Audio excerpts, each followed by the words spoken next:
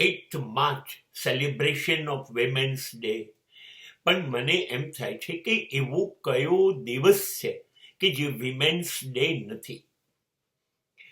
It is 24/7/365.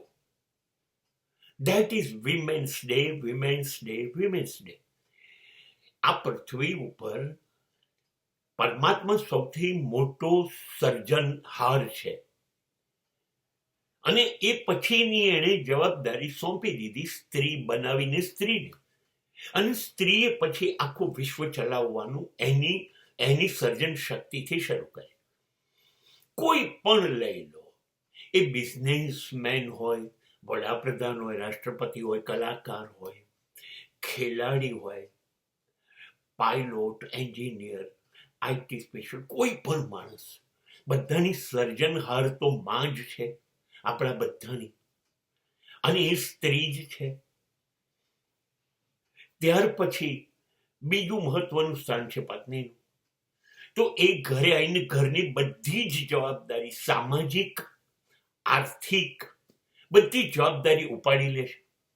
બાળકોને જન્મ આપવો, બાળકોને ઉછેરવા, બાળકોનું શિક્ષણ, અને આખો પતિ, આ તો સંભાળવાનું, પિયર પણ સંભાળવાનું, સસુરાલ પણ સંભાળવાનું.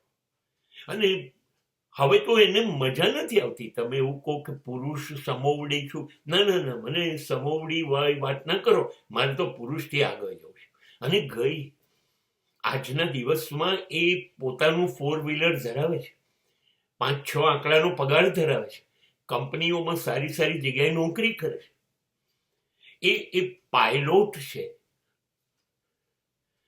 એ એન્જિન ડ્રાઈવર છે, એ સ્પોર્ટ્સમાં છે, મ્યુઝિકમાં છે, એક્ટિંગમાં છે, પોલિટિક્સમાં છે, શેમાં નથી, એ બધામાં આગળ ગઈ.